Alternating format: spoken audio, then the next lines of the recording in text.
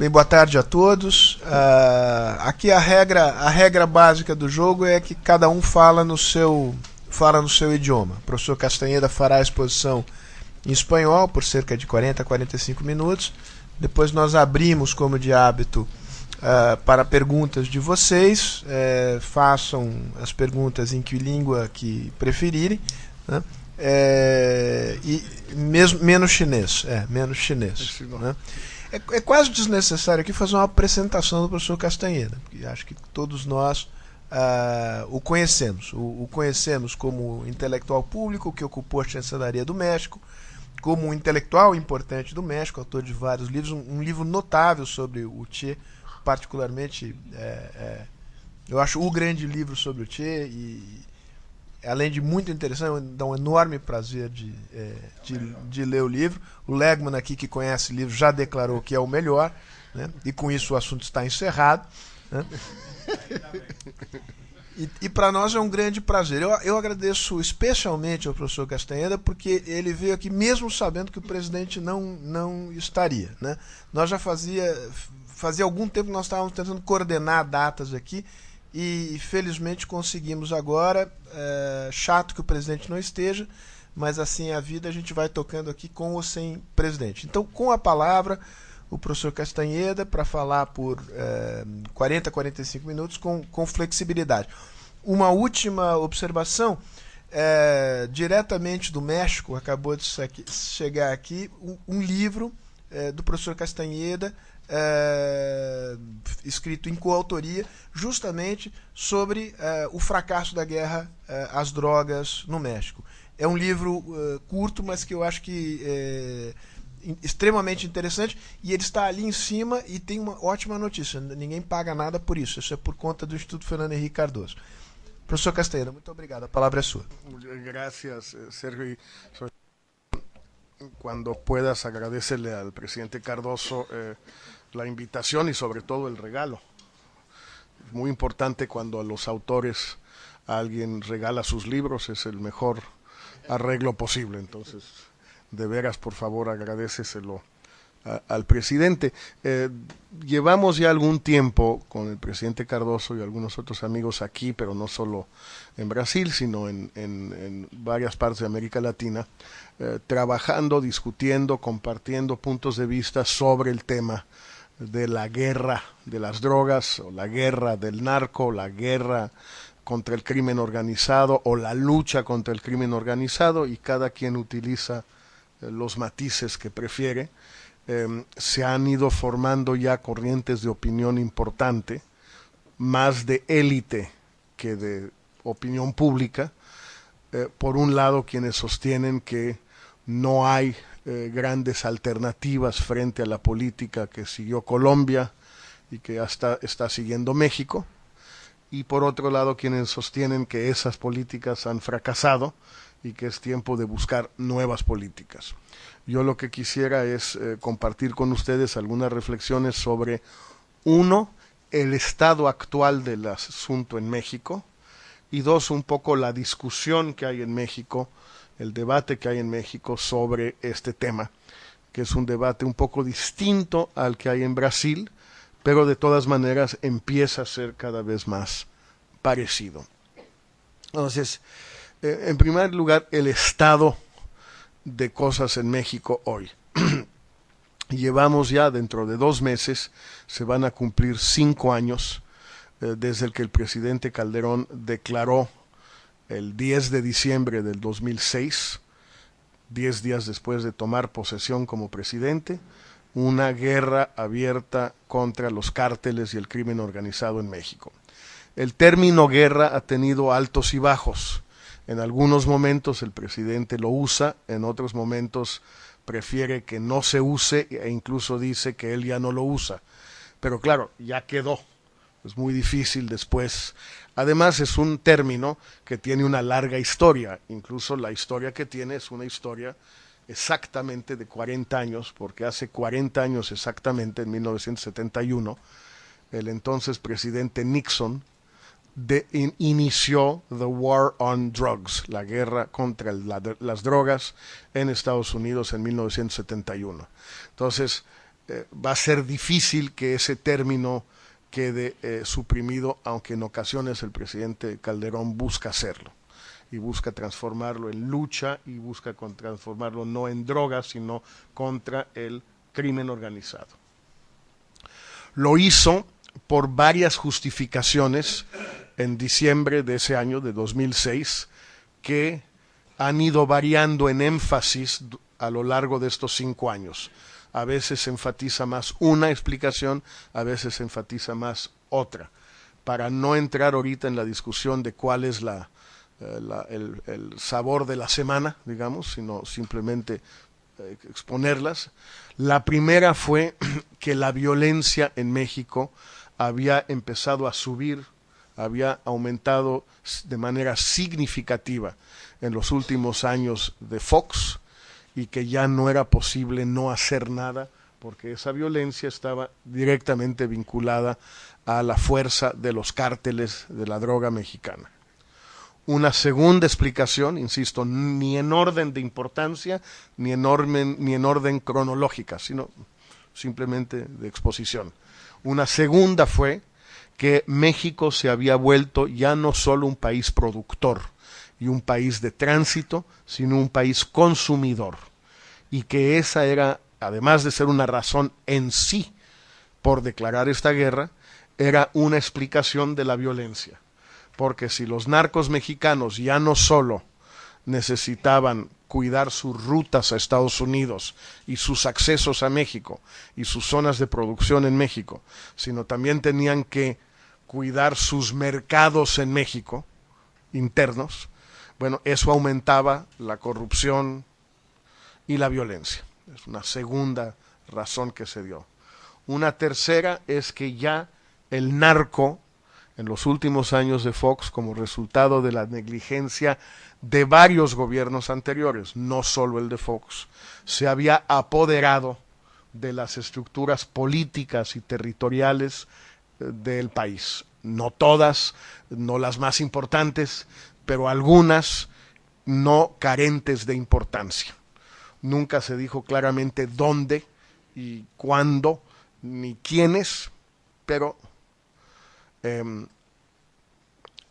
se expuso muy claramente. Quizás este ha sido el argumento más fuerte, el de la captura por el narco de espacios territoriales, políticos, jurídicos, administrativos del gobierno, del Estado.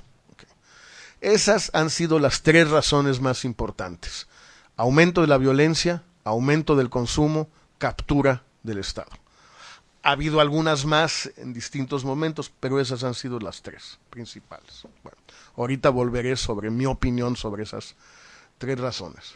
A partir de eso, a partir de diciembre del 2006, el presidente Calderón lanza al ejército a un combate contra las drogas, ya no únicamente de erradicación, cosa que se había hecho toda la vida en México. No tiene nada de nuevo que el ejército participe en la erradicación, por ejemplo, de plantíos de marihuana y de amapola en la sierra de Sinaloa, de Durango y de Chihuahua.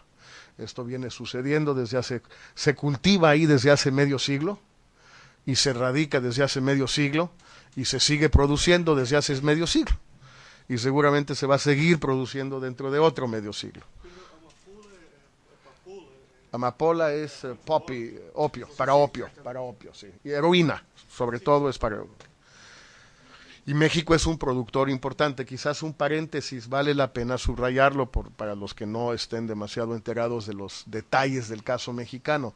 México es un productor mediano de marihuana y de heroína, pues productor. Es un productor importante, ya no sabemos cuánto, pero importante, de metanfetaminas, por ser el punto de entrada de la pseudoefedrina que venía de China. Y no se cultiva al día de hoy una sola hoja de coca en México. Toda la cocaína que llega a México camino a Estados Unidos viene de Colombia, la cocaína. Y esa cocaína viene en parte de hoja de coca de Colombia y en parte de hoja de coca, ahora mucho más, de Perú. Y de Bolivia muy poquito. Entonces es importante hacer esta diferencia porque si no se vuelve... De bueno, Bolivia nos encargamos nosotros. de que aumente o de que disminuya. Sí, no, que el flujo de coca Todo, viene prácticamente a Brasil sí. y que crezca. Porque Sí, es está bien. Sí, por el gasoducto. Por el gasoducto. El gas va y regresa la coca. Está bien. Esa es una buena economía de esfuerzos. Bueno, entonces declara esta guerra usando al ejército ya no solo en erradicación de plantíos, ya no solo en cierta vigilancia de aeropistas, etcétera, etcétera, sino ya en las carreteras, en las ciudades, con retenes, con inteligencia, con allanamientos en las casas, etcétera. Y empieza ya digamos, un esfuerzo muy concentrado contra los cárteles de la droga.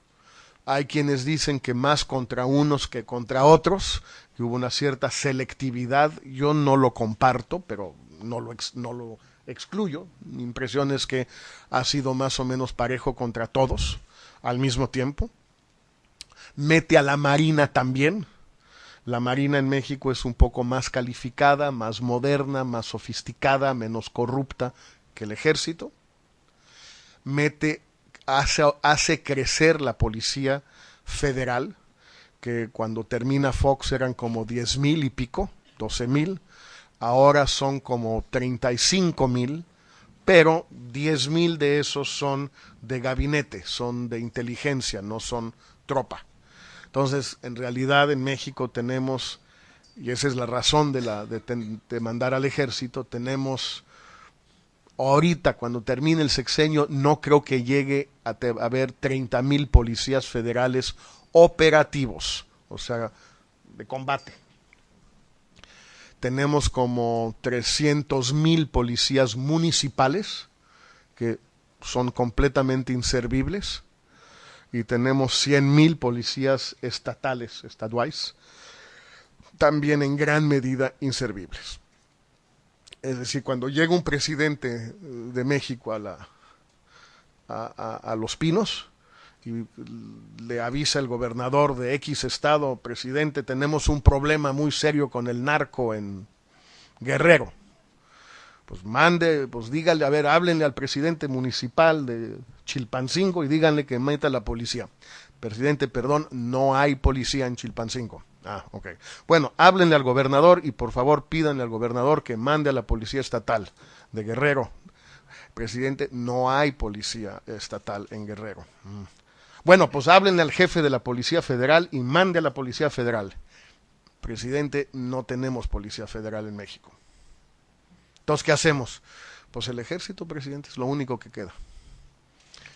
Y todos tienen que más o menos hacer lo mismo. Calderón hizo mucho más que los anteriores. Es decir, mandó a todo el ejército a combatir a todo el narco todo el tiempo en todo el país. Ese es el gran cambio. Todo el ejército, todo el país, todo el tiempo, todo el narco. El ejército tenía menos, pero ahorita ya tiene como 200,000 operacionales, de los cuales pueden estar en combate en cualquier momento como 100,000. Que tampoco es mucho, porque es un país de 115 millones de habitantes. Y es un país geográficamente muy complicado, con muchas separaciones, etcétera. Entonces, lo que ha sucedido en muchos casos es que el ejército está sobregirado, no tiene la capacidad de hacer todo lo que le han pedido. Pero si quieren sobre eso podemos volver un momento en la parte de dudas. En teoría existe la conscripción en México, en los hechos desde hace mucho tiempo no existe. Es un ejército de voluntarios y sobre todo es un ejército que recluta tropa entre los sectores más pobres de la sociedad en el sur y sureste del país. En Chiapas, en Oaxaca, en Guerrero, en los estados pobres. Le han aumentado los sueldos a los soldados, les pagan mejor, ha bajado la deserción, pero de todas maneras es un ejército, digamos, profesional, es decir, de pobres. Es esa combinación extraña, pero que se da en muchos países. Bueno, esta guerra ha llevado a, digamos, la parte de logros y la parte de fracasos, tratando de ser objetivo, y después doy mi opinión. En los logros han podido capturar o matar a algunos capos importantes, no los más importantes, ni a todos, pero algunos capos importantes. Han podido decomisar una cantidad muy importante de vehículos, de armas y de aviones o avionetas. Los decomisos de marihuana, cocaína y heroína han bajado, son menos que en los sexenios de Fox, Zedillo y Salinas. Pero captura, apreensão. Aprehensión. O sea, armas, coches, avionetas ha subido. Marihuana, cocaína, heroína ha bajado en relación a los 3 sexenios anteriores. Han enviado el mensaje a los narcos, a la sociedad, a Estados Unidos, a América Latina, que esto ya no se va a tolerar, y es un mensaje que fuera de México ha resonado bien. Entre los, digamos, los logros de todo esto, y en teoría han empezado a generar una situación donde han descabezado a los principales cárteles, los han pulverizado, los han debilitado enormemente, y eso va a permitir ahora que el Estado, en algún momento, ya desde una posición de mucha mayor fuerza, de algún modo vuelva a un status quo administrable. No una negociación, no un pacto, pero un status quo. Pero para eso había que debilitarlos enormemente. Algo se ha hecho de sellar, fechar, la frontera sur, el istmo de Tehuantepec, sobre todo ahí, para lo de la llegada de cocaína de Colombia y de América del Sur, que ha obligado en parte a 2 cosas. Uno, que la cocaína vaya de Colombia, Venezuela, Europa, parte, ya no Estados Unidos. Y 2, que vaya a Centroamérica y de ahí, de algún modo que nadie entiende muy bien, a Estados Unidos. Y en tercer lugar, elevó al principio, en 2008, 2009, el precio de la cocaína en la calle en Estados Unidos.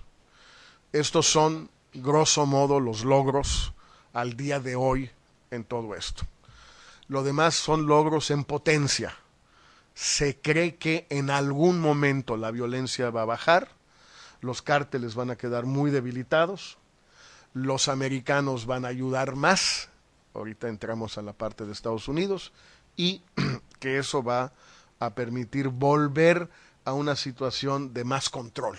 Bueno, del lado de los fracasos o del lado de los costos, la cosa es más evidente, porque los logros o los beneficios pues son entre hipotéticos o difíciles de calcular. Si uno dice, bueno, es que ayer capturamos 1000 fusiles AK-47, pues son muchos, pero si esos 1000 fueron 1000 de 100,000, pues son pocos. Si fueron 1000 de 10,000, pues son muchos. Pero el denominador no lo conocemos, solo conocemos el numerador. Entonces, pues puede ser que sean muchos y puede que no. En cambio, del otro lado son números relativamente absolutos. Al día de hoy, en términos de ejecuciones o fallecimientos vinculados a la guerra del narco, de acuerdo con la cuenta que el propio gobierno ha dado, más lo que los periódicos publican y contabilizan cada semana, desde que el gobierno dio sus cifras, estamos en alrededor de 42, 43 mil muertos en 5 años. Alrededor. No ha habido la última vez que el gobierno publicó una cifra oficial fue en enero, eran 30 y pico de mil. Este año será mayor que el año pasado, probablemente sean 12, 13 mil este año, 14 mil. Entonces andamos por ahí de 42, 43 mil muertos. Esa es una discusión. Hay gente que dice la cifra tradicional que se usa para la Revolución Mexicana es 1 millón de muertos. Sí. El problema con eso es que del millón, 800 y pico de mil murieron de la influenza española del 18, que hubiera tenido lugar con o sin revolución. Esa no. Y de los otros 200 mil, pues una gran cantidad murieron solo de hambre, etcétera, pero no propiamente de guerra, ¿no? Pero para que tengan una idea, si las cifras siguen, el sexenio del presidente Calderón cerrará con alrededor de 55 mil muertos en la guerra, que es el mismo número o un poco más que el número de norteamericanos que murieron en Vietnam, en un país que tiene la mitad de los habitantes que tenía Estados Unidos en esa época. Es otra discusión, si voy a esa, pero ese es uno de los, ahorita voy a esa porque es importante, es muy importante. El segundo elemento de costo es que la violencia en general ha aumentado enormemente en México. Del 2007 para acá, secuestros, extorsión, robo de autos, robo en habitación y homicidios dolosos por 100,000 habitantes, que es el único dato duro que tenemos. Porque la gente pues no denuncia si le roban un coche, o no denuncia los secuestros, o no denuncia la extorsión. Muy difícil.